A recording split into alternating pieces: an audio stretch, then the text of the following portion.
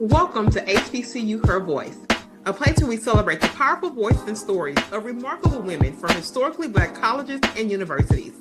I'm your host, Shanasia Washington, a proud HBCU graduate myself. I'm thrilled to bring you this platform dedicated to amplifying the voice of our community. We dive into inspiring stories of resilience, success, and the incredible impact these women are making in the world. From trailblazing entrepreneurs to innovative leaders, we bring you the stories that matter, showcasing how HBCU experiences shape paths and fuel passions. We'll explore challenges, victories, and wisdom. Whether you're an HBCU alum, a student, faculty member, supporter, or simply someone who believes in the power of diverse voices, we are so glad to have you. So listen up as we share insights, celebrate achievements, and uplift our community. Together, we can inspire the next generation of leaders and ensure our voices are heard loud and clear. A grand welcome to HBCU Her Voice. And where the other podcast said, it's right here. You landed at the HBCU Her Voice podcast. I am your fabulous host, Shanasia Watson, streaming from Houston, Texas. And baby, at the time I'm recording this, these people crazy. It's no water, it's no bread, it's no potato. They just bought the whole store because a little ice is supposed to be coming through here. So y'all pray for us. You know, we got PTSD from the last one, out of power and stuff for 2-3 days. So your girl, you know, in this moment, maybe when y'all seeing this when it air, I'll be in a little bit of dread of spirits, but I'm just being brave today because I got a beautiful guest today. And we back in the building. You know, I will say this for a few times as we begin to redrop these again. The podcast never went nowhere. I be telling y'all, there be things in the background and people got to get together. I ain't left my tribe and my community. We right here in this thing, and we're going to do how we always do it, which is bring our guest to the stage, tell us her name, where she's streaming from, which HBCU she's repping. We're going to get the HBCU story. Without any further waiting time, is my very beautiful guest for today. Hello, hello, hello. I am Nookie Plummer. I am streaming out of Atlanta, Georgia. Yes, we are waiting for the ice as well. I don't know what's going to happen. I relocated from Baltimore. I'm originally from New York, so I'm used to the snow. But I know my counterparts down here, they're not used to it at all. Now, in terms of HBCUs, I went to the ever so wonderful HU, the real one that is, Howard University. And it was an amazing experience. How did I get to Howard? So a little bit of background about me. My parents are Jamaican. They're Jamaican immigrants. So I'm first generation American born. And I saw Bill Cosby on the Cosby Show. He had on a Howard sweatshirt. And that's when I was like, what's Howard about? And that's how I found out about Howard. I researched it. When I was in 10th grade, we did a college trip. You know, coming from New York, we came all the way down the East Coast, Howard, Hampton, Norfolk, North Carolina, you know, all the ones in Baltimore, even down to here to Atlanta, Clark, Spelman. We got to see all of them. But it was something about the moment me and my friends stepped off that bus in front of the A building at Howard. We looked to our left, we looked to our right, and we said, this is it. This is it. That's how I ended up at Howard. And it's been nothing but a wonderful, magical experience. Just the HBCU community. I mean, look at what we have right here. HBCU Her Voice podcast. Like, I don't think people understand how important and how special the HBCU community is. And that's why I'm so glad that I went to a HBCU, and especially HU, you know. Girl, look, you talking about like no shade to the other ones, but I knew this was it. I had been to a few of them, but look, I was at the A building, and then things just shifted, and we had to do it how we had to do it. Exactly. I was just saying, I actually was talking to my colleague, she'll be probably recorded later next week, and she's from HU, and she's doing miraculous things out here in Houston. And I told her, I said, you know what, this run I should just dedicate it to Howard because.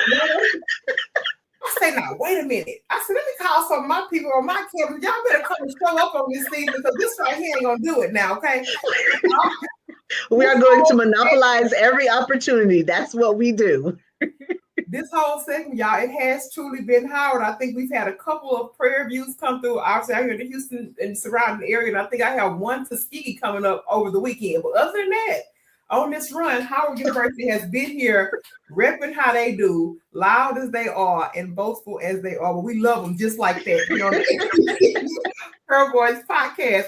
But we shared that because we love our community. And that's something that Nookie said. Like sitting here, like I'm so prideful. Like you can pretty much just say, like, I'm always back in undergrad when I come to this podcast, because it just reminds me of the beauty and resilience in our women.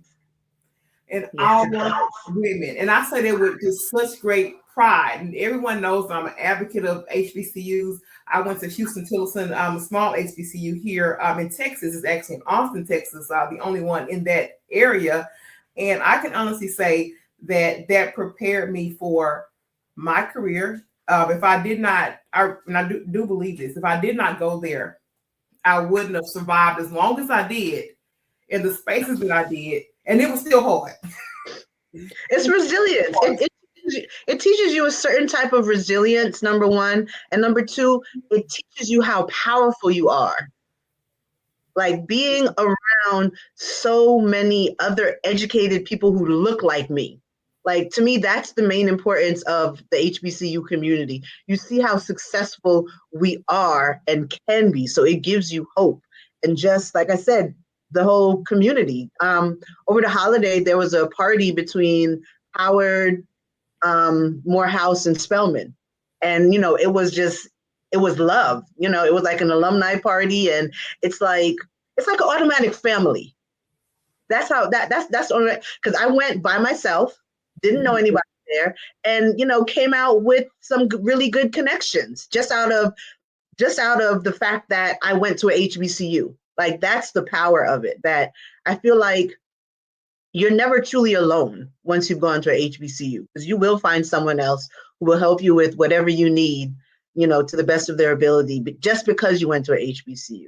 That sense of community is just simply amazing. Just because you win, and it is absolutely, that's absolutely true. Fortunately, like the latter part of my career, because it was an Australian-based company that had a U.S. presence, they say HBCU, what's that? They had baby, I'm gonna tell you, because they knew by the time I left there, they could say Houston Tillerson University. I don't care about no accent. You know what it is. So you got A&M and all the things around here in the Texas area, our big, you know, schools here. So, but you can say that one too. And you're gonna let me go and get a few people from around my way to come on up here and do some things about recruiting. But they knew that in deep, thick, heavy accent, Houston Tillerson. Say it how you need. Exactly. But just know that's where I come from, and that's what I stand on, and that is truly what I represent.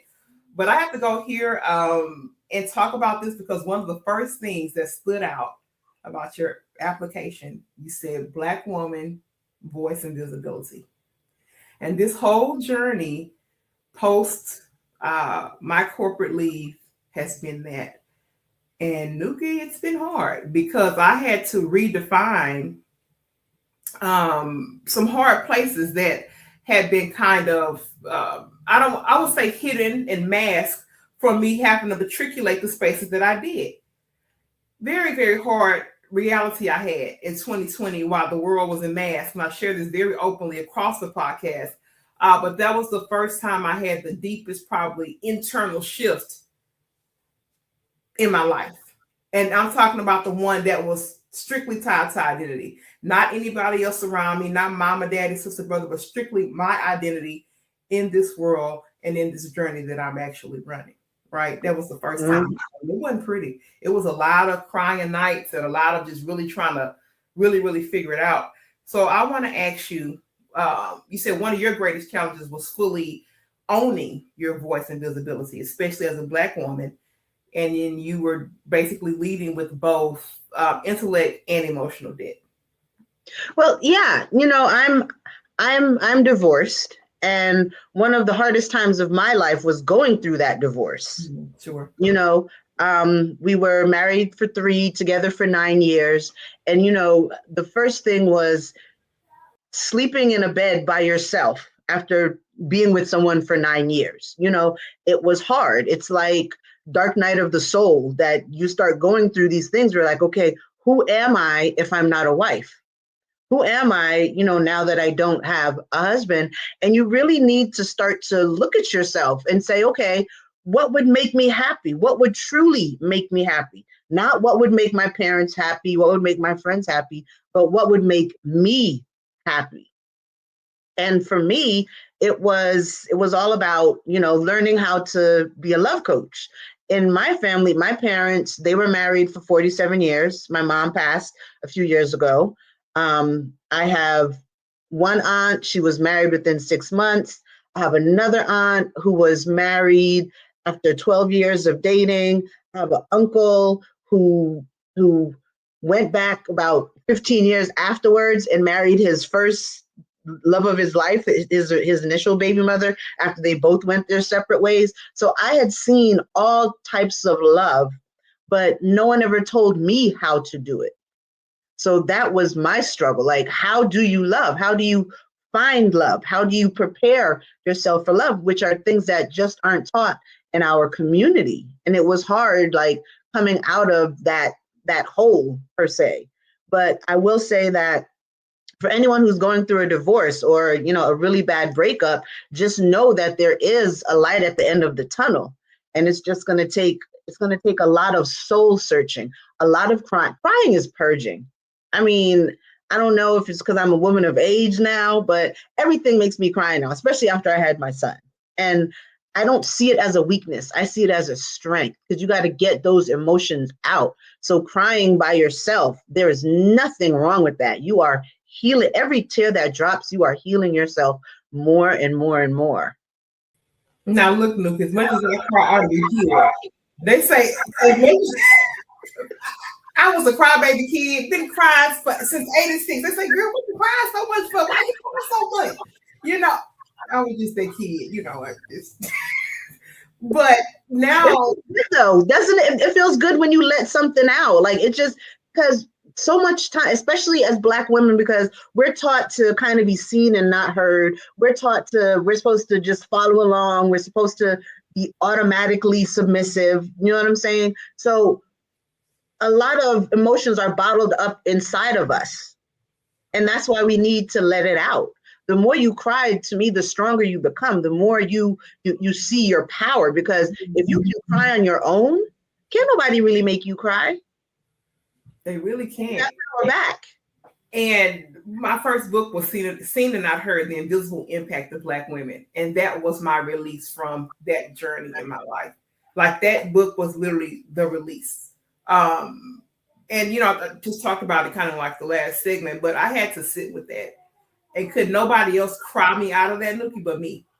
And like I just said, and I started off, I was like, girl, it was a whole bunch of crying nights, a whole bunch of staying up at night, but I had to do that work. It wouldn't even be this clear now and how I sit in my place and my power if I had not gone through that spell where I'd seen nothing but tears. And I don't, want to glamorize that and like, oh, you should be out there crying. But that was a real life cleansing process for me. And I do not believe that I would be leading in the way that I do now if I had not had that period. It just wouldn't have. You develop like a next level of self-love. Mm-hmm. And that's what it is. Everything that we do, every move that we make begins with how much you love yourself. Mm-hmm. And you have to go through those hard times to truly love yourself, to love the good and the bad parts of you. And when I say bad parts, the negative aspects of our psyche are there to protect us. So we need them. We need certain things to come to the forefront when we're in need of protection. And that's what you learn when you go through those dark times. You learn that I got this. I can handle this. I am powerful enough. Bring it on. I got it. I will transmute that energy and I will overcome. That's what that process does to you. It does. And I mean, it doesn't stop the tides of life, but when you're anchored in your self-love, your navigation is different. And I mean that it is completely different. And Lord knows, like, I've had my share of tides, but there's something that centers me and say, girl, You in it to win it. Yep. Girl, this is your journey, not anybody else's. And really saying, okay, like you better take all the things that make you strong and put those things together and ride this wave. And Ride with the all wave.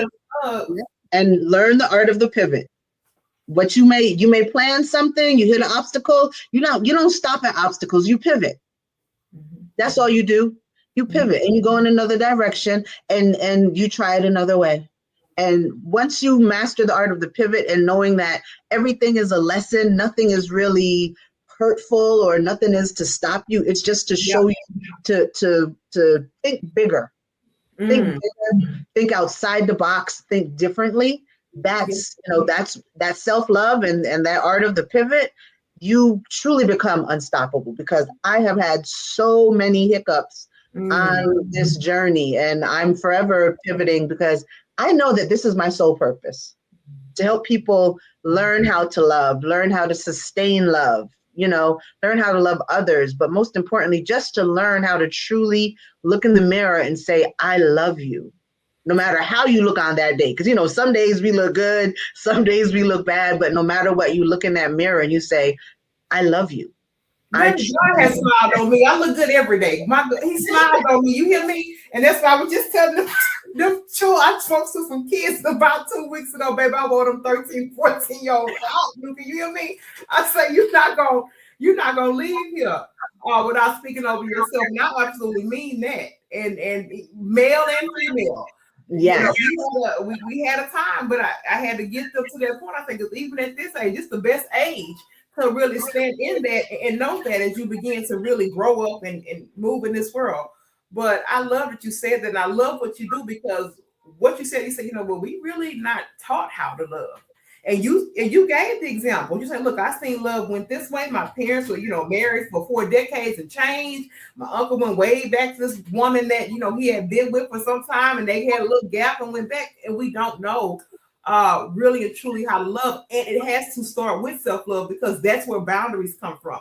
When you know who you are in your being, you can come up and say, nah, that really doesn't work. And it's not a bad thing that you do it this way, but that's just not what I desire. And those are not the conversations that we have, especially in our community. So I want to go to your relationship coaching. I want you to tell me, I know you told me a little bit about what you do, but I want you to draw that out and give me kind of like the overarching kind of goals of your services. And then tell me, do you feel that as a society, and specifically our community, that we have come to value these types of services? Or maybe it's just an education piece that says, maybe we need this thing, and maybe that would help us see it as more valuable. Well, I think, a lot of people, when I tell people that I'm a love coach, some people are cynical about it. Some people are just like, I don't know about that. And then, I'll ask, so are you dating? Yeah, and I'm not having any luck. Okay, so you're dating, you're not having any luck, but you don't think love coaching would be helpful? Like, I think there's just this thing where love coaching, it's kind of like an extra service, even though I do believe that it's needed and necessary, but we see it as an extra service because we think more along the lines of making money, having a good job, having a family, but we're not thinking about the love that comes with the family, because we're in a society that kind of tells us to check off all of these boxes, but not prepared to check off the boxes. So with what I do for my love coaching, it's all about transformation. It's about truly learning how to love yourself, learning how to prepare yourself for love, in terms of, if you like flowers and you want a man to give you flowers, you need to go out and buy yourself flowers first. So when you meet that man, you know what? I buy myself flowers once a month. Show him the flowers that you buy once a month, because then he'll know that that's a bare minimum standard for you, because it's something that you already do for yourself. I'm a proponent of doing for you first before you expect or ask someone else to do it for you. Like, I can't afford a Chanel bag, not yet. So I'm not going to ask a man or expect a man to get me a Chanel bag. But when I start buying Chanel, he needs to be on that level.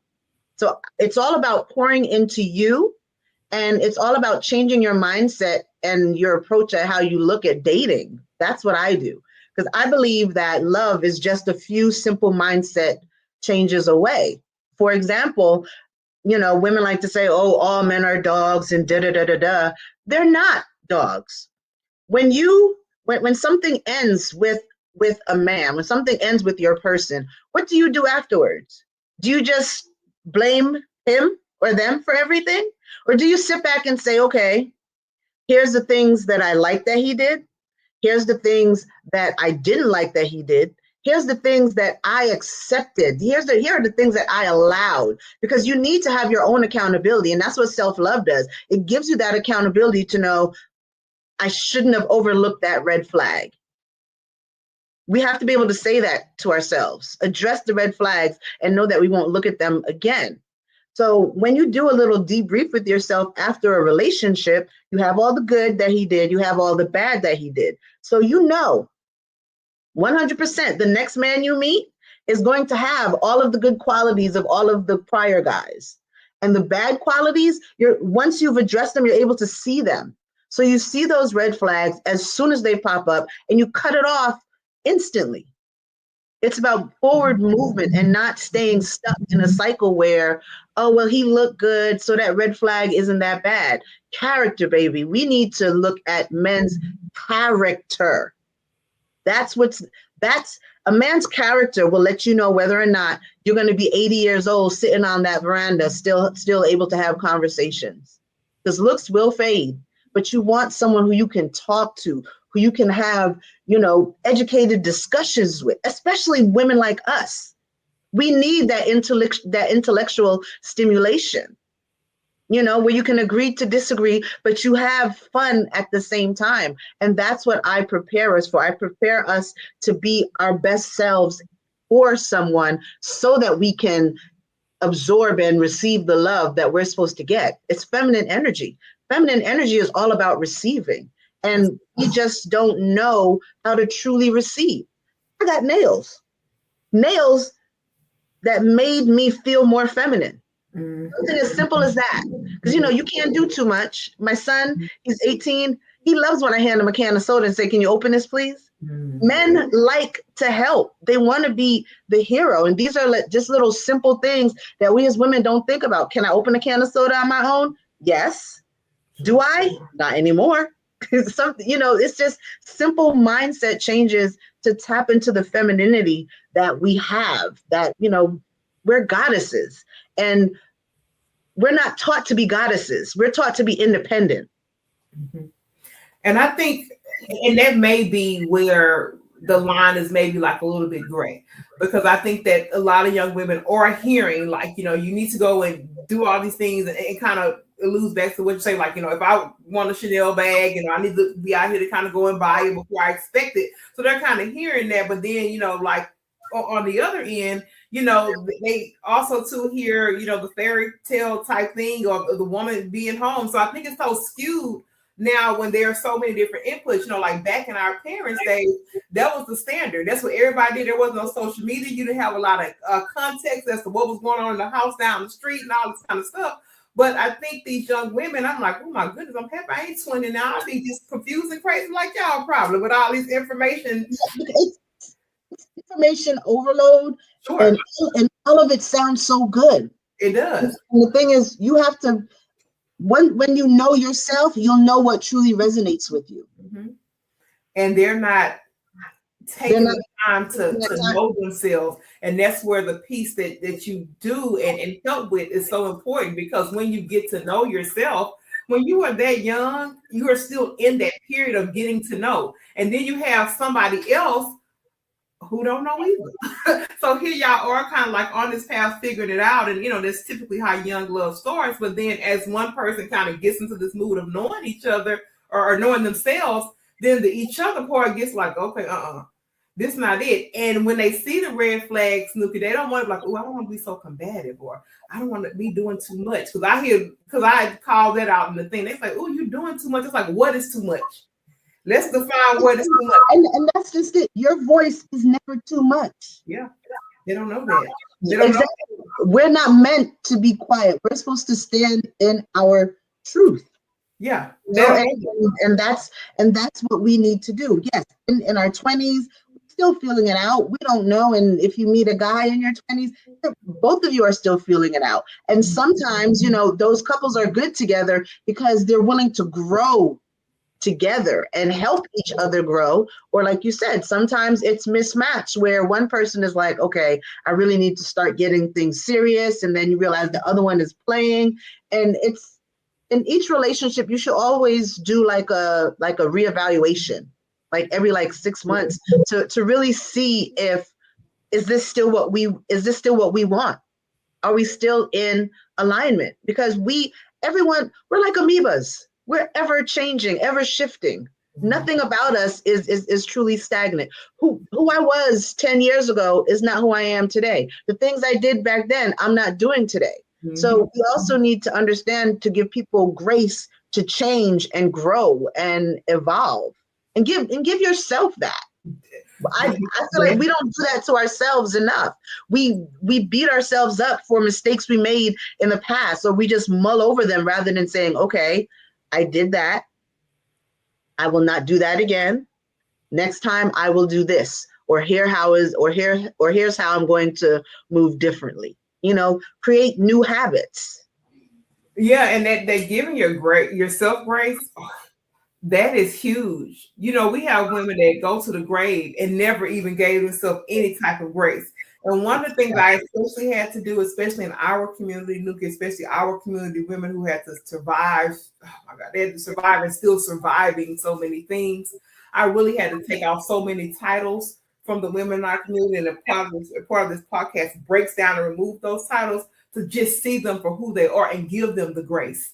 And as a community, if we could do that, more freely, we could have conversations like this where it didn't seem so intrusive or just didn't seem so taboo, because the grace is there. I literally ran into, I would say a family friend. I was just getting some things for my son for something needed for a little project. And we spoke up a conversation. I was like, oh, Lord, you see somebody like, oh, Lord, if they see me, I was going to kind of try to ghost the situation. But I'm just being honest. There's not no eye contact. But anyway, we connected and we ended up standing in the store and talking for a good 30, 35 minutes in the middle of the store just talking. And she's an older lady, she's older than me. And one of the things, and she started to cry in the store and tell me, I just wish I could have did so much better with my kids. I really wish I could have taught them this, but all my mama went to, all she knew to do was to go to work and pay the little bills she had. I really wish I had taught, my kids better. And I had to say, you have to right now forgive yourself. I said, because do you think that if you had more information, you would have given it to your children? I said, you only did what you knew. I said, now whether that's good, bad, or in between, I'm not, making an excuse or holding you, unaccountable or not accountable for whatever has come out of this. I said, but you did the best you knew with what you had. Exactly. And we need to know that what we do is enough. What we do is enough. And, if we feel like we want to do more, give resources. Yeah. Give resources. And, especially as a parent, it's hard because our children expect us to know everything. And with me and my son, he knows that I have no problem saying I'm sorry, or I have no problem saying, I don't know, let's look that up. And I think him seeing me in that vulnerable space allows him to be able to open up to me even more, because he knows mommy isn't perfect either. And I think that whole thing of trying to be the perfect parent, there's no book. We just trying to keep them alive. And as long as your child is alive, you did an amazing job. That's how I look at it. Absolutely, because mine is 8 and there, and I say, look now, y'all 8-year-old brain power is different than what my 8-year-old brain power is. So mama flat out don't know. It ain't no guesswork. She gonna tell you. Especially that math, that Common Core math. Man, I used to tell my son, okay, close your eyes, visualize what the teacher put up on the board. My old brain. No, give me traditional math. I don't need no Common Core math. So my son learned visualization for that. Yeah, and then because all I know is 3 times 4 equals 12. Don't ask me about no number bonds and bundles. And the fingers and I don't know, baby. I really like. I don't know. I can't give you nothing else than that. So we have set that. Well, I had no choice but to set the standard. Because what you gonna do if you don't know? But and being in that, and my son, like I said, he's younger. He's 8 years old. But one of the things about it is even of course, I'm not putting anything on him that's too heavy for an 8-year-old. But even in my walk of life, and I say it often across the podcast, is that he needs to know me as a woman, not as the title or podcast or all these different things. But when I say that he knows his mother in a space.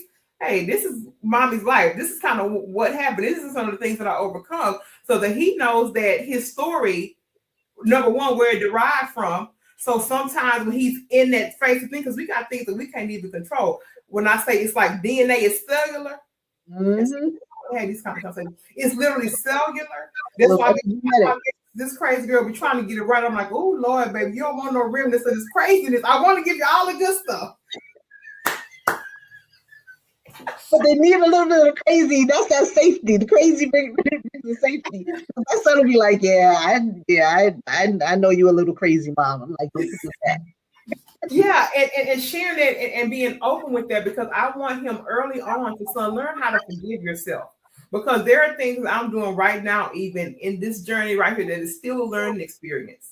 And I tell them, Mama doesn't back down from a learning experience. I have things, of course, that have hurt me, but this is kind of what I'm doing. I mean, it's at a level that's where he obviously understands it, because sometimes he'll come back and feed me back to stuff. I say, I didn't say feed it back to me now. This wasn't no passive. I don't want to hear it back. But to let me know. I just need you to hear it and absorb it. Okay, that was for you, not for me. Don't try to tell me, because I was like, oh my God, I don't know if I'll be able to do that. But I was like, a little bit too much. She gonna open up. Oh, mom, just face your fears. I say, get out. Oh, you got that. You got that. You tough. Man, we didn't ask you to run it back like that, but I appreciate that. But having these conversations that are really about love and how to forgive ourselves and standing in that really needs to be the crux of really our community. Because the thing about it is, when we get out here in this world, we got everybody that beat down on these people, everybody that steals things from these people. So when you have that core of, here's the self-love, I know who and whose I am, I'm going to make some mistakes, it makes it a little easier to navigate all the craziness they put us through out here. Exactly. And I think that. Yes. And I said, they were like, girl, you just be talking to anybody. I say, and do.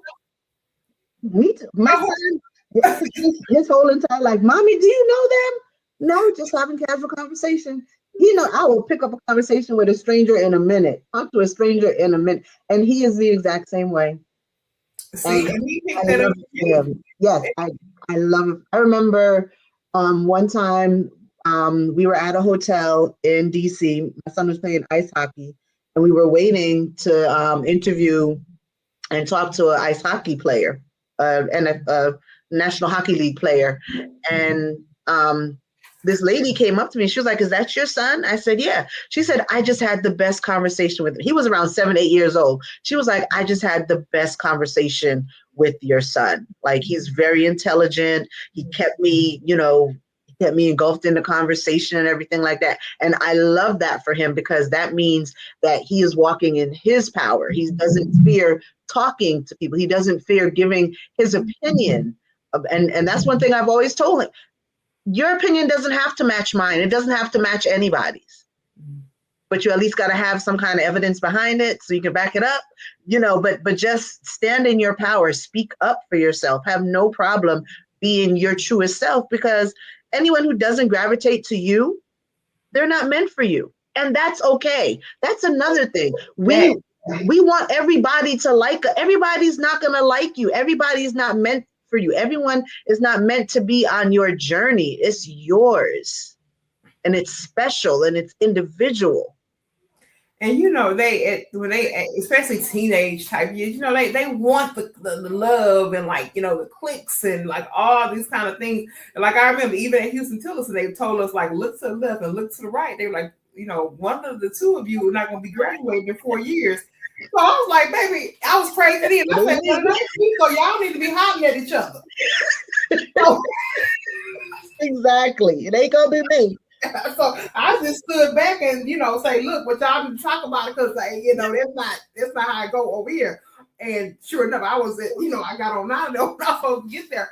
But it took me back really to that moment, and I'm saying that because there was, I think, even a period where I was like, and I'm actually learning this right now with family because we think oftentimes it's friends. But even with family, I had to draw lines because I was like, oh my gosh, they're not going to like that decision. They're not going to like the decision if I can't show up. They're not going to like that decision if I, and it was the hardest thing because I never really had no problem with the folks at school, and I ain't never done no cliques and peer pressure and all that kind of stuff. My hardest thing came with the family and saying, oh my gosh, I'm just gonna show up because, or I'm gonna go because if I don't go, it's gonna be a whole thing. And it was just all these different things, girl. And I finally just say, even with the people that's blood connected to you, even with them, even though how much you love them, they've been there. There are certain parts of the journey they ain't going. Yeah, it was about sophomore year. My parents told me I couldn't go somewhere. I wanted to go somewhere. Now I'm at Howard. My parents are in New York, and I'm asking them if I can go somewhere, and they told me no. And I didn't go. But after that, I know, right? I was truly obedient, Wow. But after that, I said to myself, when does my life become mine? And after that moment, that was when I started making my own decisions. If I wanted to go somewhere, I would go somewhere and call my parents when I'm there and be like, hey, I'm in New York this weekend, or hey, I'm in Georgia this weekend. I stopped asking for permission. I just started living my life. If they got upset, they got upset, but it was my life to live. So I just started, they knew when I wasn't in DC. I just didn't tell them before I left. Because they couldn't get married because I had to get back home. At least you still call them because you got some people that were like, you know what, look, chunk the news. How catch me when you catch me. So I got a lot of respect for you for still being like checking in, like, hey, I went out here to Georgia because like, baby, some of the kids, well, they was young adults, obviously. When I was in college, they was like, shoes, baby, parties up, bottles up, everything up. We got to it. I at least kept them informed, so they knew when I wasn't in DC. I at least did that. But there just comes this time when you have to say, when is my life mine? Sure. Because you will be miserable if you live your life the way someone else wants to see your life lived. That's one of the hardest lessons you've learned. It's hard, but it's also freeing. It's freeing because you are tapping into you. And you can't say, this happened because my parents told me to do it. You got to take ownership now. You got to take ownership. You got to take accountability. And that's that self-love, knowing that you're not perfect, but you're precious and you are enough. And you not are perfect, but you are enough. And I think some people like they don't want that accountability because like if I do this and this thing goes wrong, I can't say that somebody told me it would. You have to be responsible for your own situation, baby. Things gonna happen. They may go good, they may go bad, but you have to be grounded enough to do that because like I refuse to. I think, well, I was kind of like you too. My grandparents, my paternal grandparents raised me, so I was still calling home too. Like, hey, this is going on. I was so homesick. I wanted to be home, child. I wanted to be home every weekend. They said no. Every other weekend. I wasn't feeling Austin. I had came from, I come from this place called Acres Home in Studewood, Texas, and here in Houston. So, it's black, it's us. I know black folks. So Austin at the time wasn't as, it was just a black school and a whole bunch of nothingness. So it was kind of like, what's like really going on here? I wasn't really just feeling the town. So I was always ready to come home, and I was really kind of sheltered. Didn't want to do like a lot of things. I always did my work. Didn't miss no class.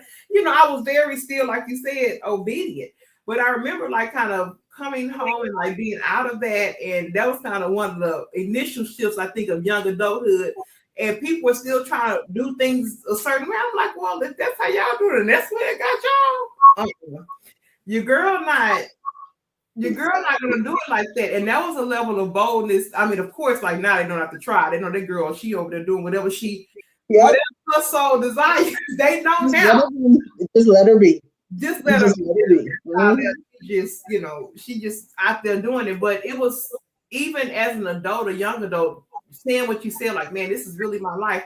It took a while. And when you come from a household where, obedience was preaching, I wasn't a kid that wanted to do nothing anyway. So I was okay being obedient. But, it was like, okay, at what cost, and what are you going to do to start owning up to walking this way, like a little bit differently? Still be respectful, of course. I was like you, I didn't just chunk do either. I still checked in, but you're still respectful with it, but it's a power that your parents need to see and allow you to have that power. Bumping heads, it doesn't make it easy for a young adult to become an adult. So you gotta, as a parent, we gotta give them grace. I do it with my son.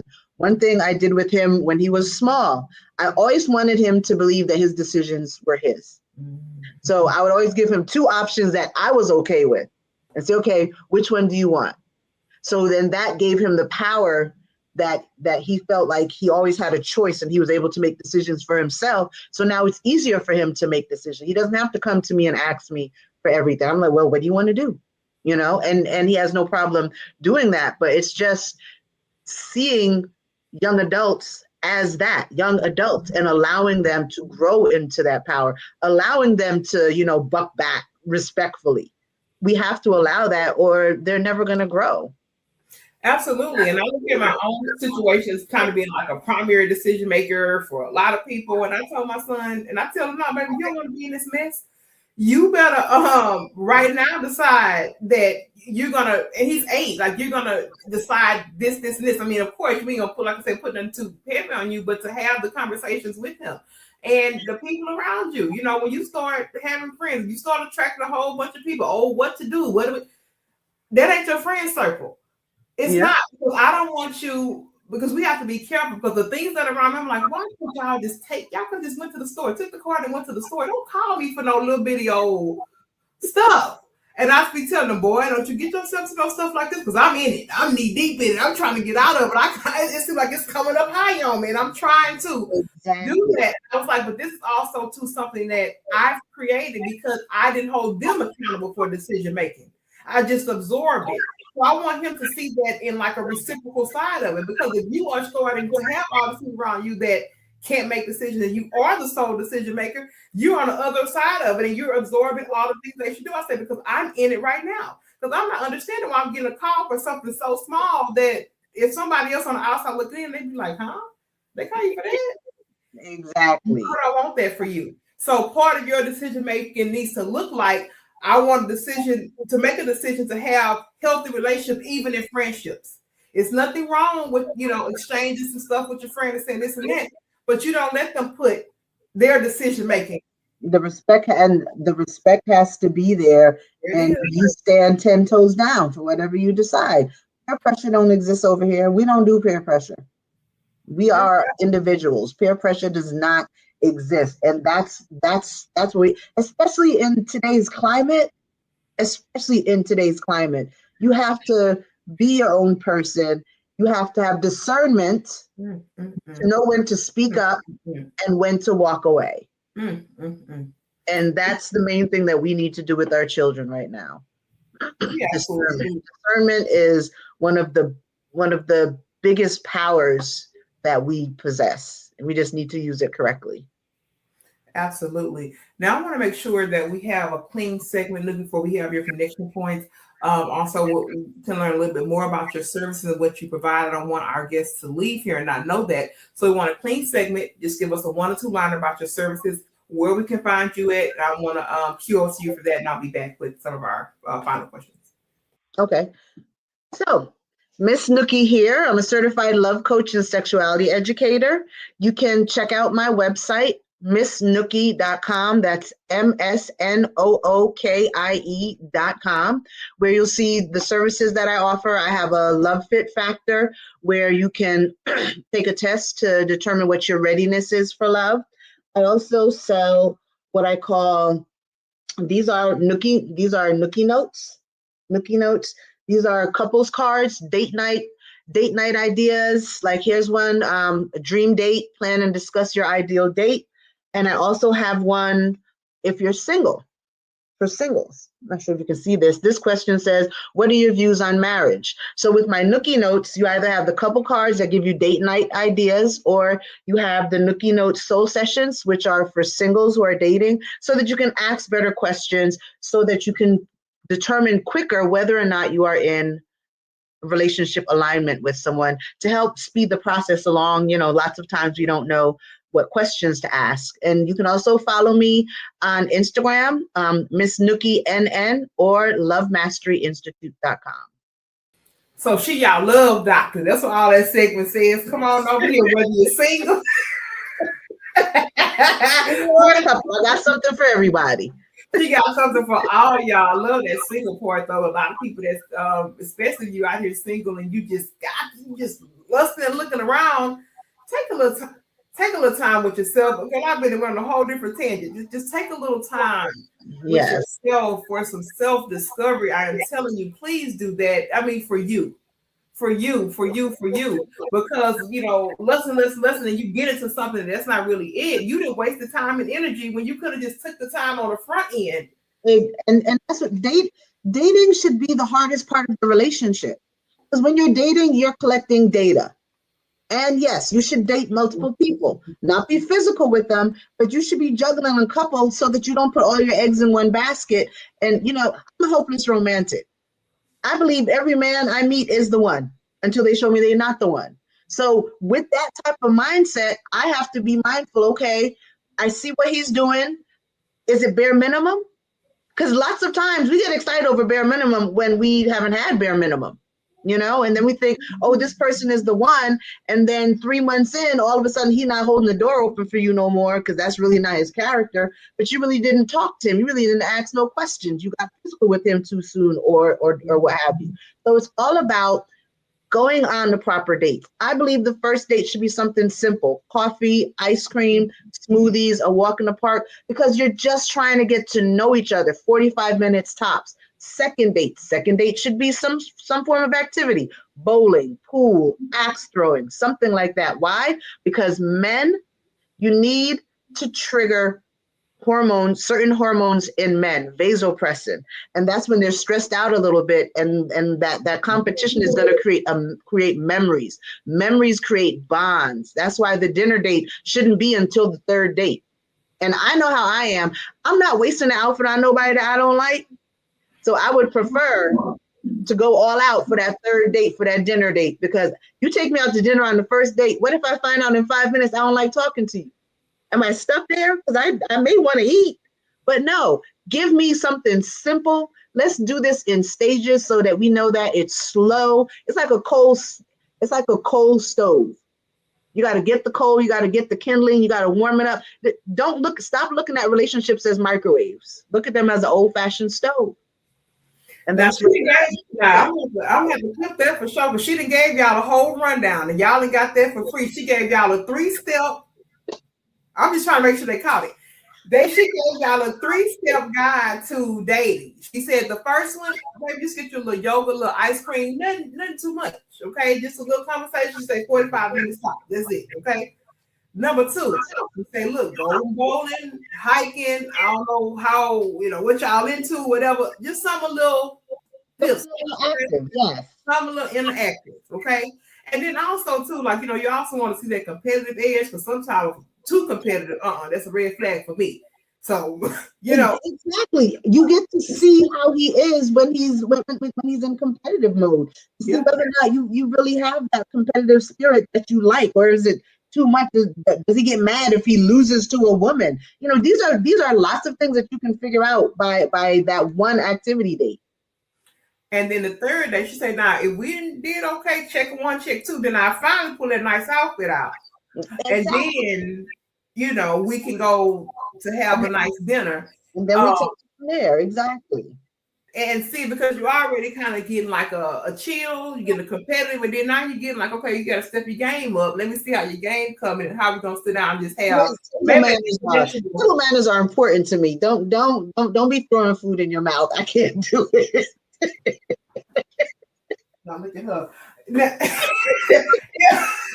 I left the guy one time because of the way he ate buffalo wings. I couldn't do it. And he was trying to talk and slobbing. I couldn't do it. Table manners. That's the boundary. If you don't got table manners, I can't do it. Pineapples, I don't like it. Sorry.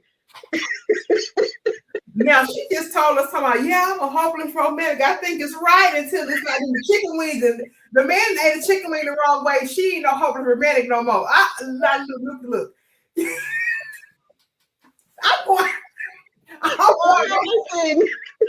I'm going based on the note. She said the man was slobbering going on, and he just went out the window. And he had already had day 1, day 2, then day 3, started slobbering. That was it. Oh, I can't believe that. Grown people should know how to eat. They should know how to eat. I can't take you to a business meeting if you chew with your mouth open and don't know how to hold your fork. Not Nookie. We elevated over here. Now you could have took the brother to some etiquette classes. Now look now, this is the part where we got to start doing some things. And, I probably should have done that. I don't know whether I didn't stay to find out whether or not he was receptive to being taught. But yes, you have to find out if someone is being receptive to being taught how to, handle themselves in, classy situations. I mean, I didn't think so, but you never know. but you never know, baby. I said, oh my God, that went so fast right there. Them wings and that slobbering just been cutting with the plumber. She said, I can't. Nobody want hit. Save that for home. That's after we together for like 5-6 years, and we just in our old clothes in the house. You don't do that in 5 or 6 years. It's your time to know how sloppily you eat. You can order chicken tenders. You don't have to order wings. I'm sorry, y'all knew this was supposed to take me here with this. She said, "You can order a crab boil, a seafood boil on my first date." I'm not going to do that because I go to town. Yeah, you don't want all the running down. Yeah, don't take me to a seafood restaurant. Mm-mm. Let's save that for when you know me a little better. And I don't care that Old Bay is dripping down my jaw and stuff like that. You know what I'm saying? That's a little bit too much going on for day 3. And he didn't make it past. He didn't make it past that. So that's okay though. Maybe he that right there worked for somebody else, but it just didn't work for. It probably did work for somebody else. He was. I think he was a very nice guy. Yeah, just not for me. Just not for you. Okay, we love that. We love that. We love that. That didn't tickle me. So now every time I see Luke out here in these streets, I'm gonna have to worry about her and these men with these chicken wings slobbering and everything. Nope. She said she can't do no sloppy eating man. She just can't. She can't do it. Okay. Nope.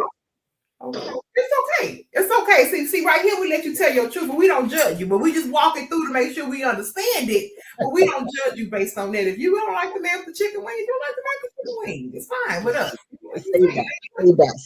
Save the chicken wings for later. Somebody else.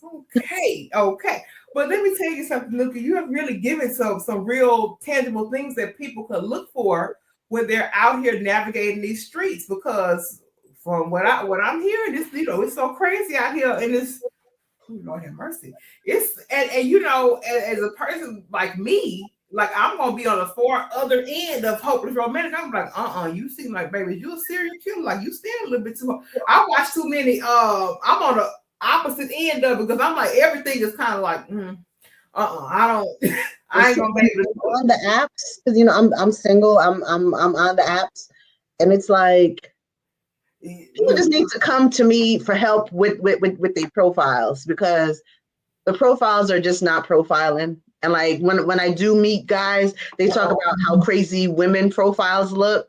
So just even that in and of itself is a whole class that people need for the online dating. But I believe now, because it's post-COVID and everything, you're better off going outside and meeting someone organically. I think those relationships are more successful because in the swipe right, swipe left culture, it's too many options. Because you can sit there or some men are out there just swiping right for everybody to see who it hits. So these are really things that you need to think about when you're doing the online dating. He matched with you. How many other women did he match with? Do you have questions to find out whether he's crazy or not? These like it's really being vigilant about having the right questions so that you can hear people talk about stuff. And if a man don't want to answer a question about relationship, he ain't the one for you. Exactly. Like you need to like really think about how men are answering these questions. Do you agree with them? Do you if you feel cut them off. Like go for what we deserve. Love is our birthright. Mm-hmm. Love is our birthright. And if you can write down the type of love that you want, here's another nugget. Get a notebook, little cheap notebook from Walmart, a little composition book that you get for your kids or something like that. And you need to journal 3 sections. The character you want of your person, what the relationship looks like, and the most important part, how are you going to show up for that relationship? Mm-mm. So when you can write those 3 things down, and I mean, this is in a notebook because you may go back and you may scratch stuff out and add stuff to it. Then you have a more clearer vision of what you're looking for, so you know what it looks like when you see it. Mm-hmm. Getting everything out of your head onto paper. I am a proponent of journaling. So when you have that list, it's easier to have a little bit more tunnel vision. One client, she wants a man who talks, and then she met a man who talked too much. So she had to go back and revisit saying a man that talks, a man who talks and has no problem sitting in silence with me as well. Things like that. Like that's how you craft your relationship, by writing it down. Manifestation. Sierra, we talk about her all the time. It's real. It's just, how are you writing? What are you writing? That's scary because I need you to talk to me, intellectually stimulate me, but baby, don't talk me to death now because I talk for a living and all this talking I can't do it. You got to be quiet now, baby. I got to get some new juices and stuff flowing. You always in there. You just want to sit beside your man. I can't do it. That's a really, really good example because you ask for, but then what is the other side of it? Some boundaries around it, and I don't think people get that specific in their ask, so they don't. I'm just saying, look, y'all need to be trying to book them because there's a bunch of y'all still scratching your head right now, even though we done landed our plane. It's still like, but you need to do that level of work. Now, I want to make sure that I cue over to Nookie for her final thoughts. And look, I told this lady, I said, look, 30 minutes, we usually are talking for an hour. So easy. Okay, we for real this time. I am going to let Ms. Nookie Plummer give us her final thoughts. I always ask my guests to give us some great parting words for this space and really something that captures the essence of you and just something great to leave with our guests as nuggets. I'll carry you for final thoughts and I'll be back to close the show. Well, I just want to say, no one can love you more than you love yourself.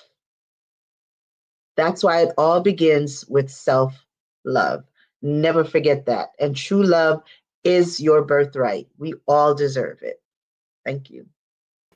Now drop the mic like Obama did. Okay. Now go ahead. Yeah, that's what I'm talking about.